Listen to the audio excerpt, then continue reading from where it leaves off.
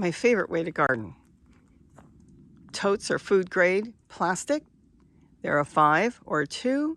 I don't have to bend. I can pace myself one at a time. I could use one bag of soil or no soil, whatever way I want. I save money, I save time, and not only that, I grow a ton of food, much more than I would grow in the ground due to roots, that we have a lot of trees, and also rodents. I can keep the rodents out. If I have to tweak it with some tool, I can do that, put some stakes and tool around. This has been just a lifesaver because you know what? I've lived here since the 80s and I couldn't garden before because half my garden was going back to other things and not me, including labor. This amount of labor and bending. This is a no-till garden, no turn. I love my chair garden. Guess where I am? I'm in my chair garden. Does that look neat? I'm so excited. I'll turn the camera around in a minute and show you what I've done, but I am thrilled. I sat out here having coffee, analyzing my chair garden before I get ready to tear it apart and start planting in it for the spring. And I realized all those buckets back there, can you see them all? They were catching water. Now, that's a good idea, but here's the thing. If I've got that much water coming out of those totes that I'm growing all that stuff in, you saw it if you look at the past videos, past 2 years, watermelon, celery, peppers, tomatoes, I mean, zucchini that was as big as my arm. It just was amazing how much I was growing back there. But if I am catching that much water, then I'm definitely overwatering. So I reanalyzed everything and thought, it's a waste. Number one, it was open, and if I didn't get to it right away, I could get mosquitoes. I could get lizards falling in. I'm just wasting time. I'm wasting looks, and I didn't need it. See the bucket there? The blue bucket right over my shoulder. That is perfect to throw some color leaves in. Anything I want to kind of ferment it and make some plant food for it. And then go through and water. And that's going to be just perfect. I am very, very, very excited with that. Let's turn it around for a minute. See, if all these buckets are filling with water, and I got to come through here and lift them up and water everything, which is fantastic. It's very good. I'm watering too much. You don't have to overwater totes.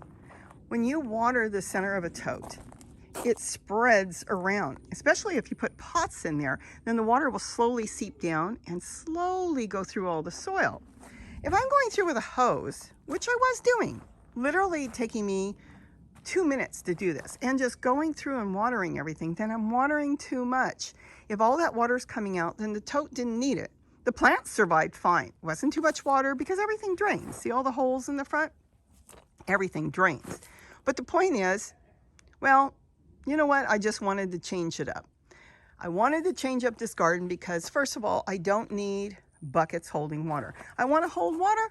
I'll put it in a bucket with a lid and get a dipper. I make dippers, and then I'll just, or even a small watering can, I could dip it in there and water as I need. I'll still go through with a hose and water, but now, see what I did here? I took some floral pots. There's holes in them.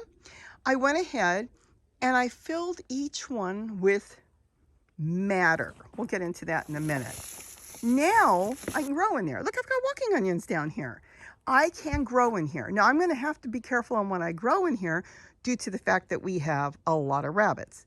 So yeah, they may eat, I don't think they'll eat the celery, but they may eat my lettuce I put in there. For now, it didn't cost me anything. I actually went through and found some lettuce growing in the ground, on the ground there, because the lettuce is growing there and the seeds are falling.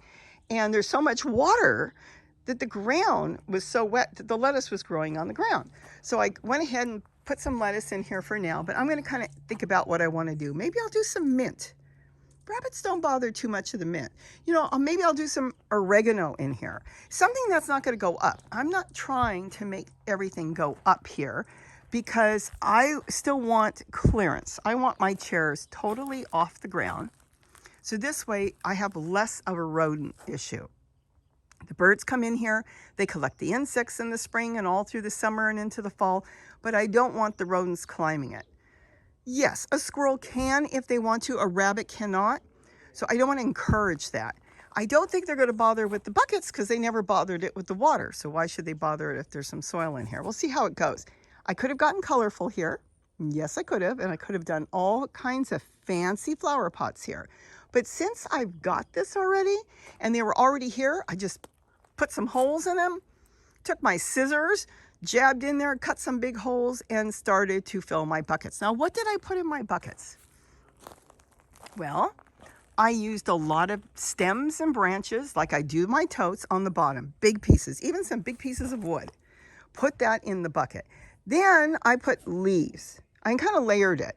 And I did take a little bit of soil from some of the totes, literally handfuls, and throw that in there. So if I trimmed any weeds out of my totes here, let's say, let me see if I have anything here.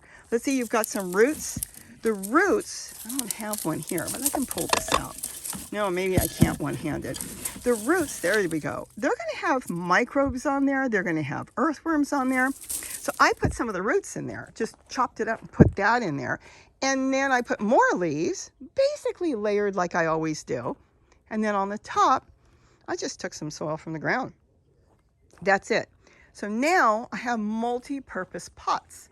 I can grow in them, like I told you, or if I don't grow in them and they just sit there and whatever water does come out of the totes go in there, what they're going to do is they're going to make me soil. I'm going to have free soil. So I can even go back to any of these and think, gee, I want some really good rich soil. I know what's in there, leaves and branches and just all kinds of stuff from my plants. So I'm going to have my own soil now that I could put into another tote or put into a flower pot.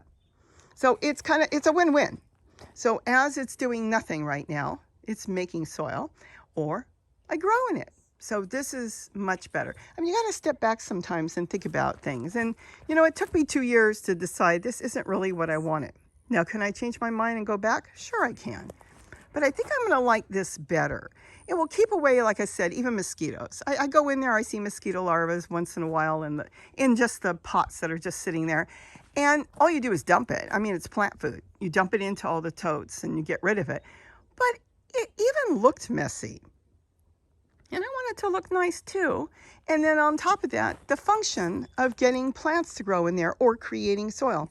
So I think this is going to be better. You know, you'll watch it. You'll see how we go along, how this is going to look. Now, the next thing I need to do is start getting rid of all the sow thistle.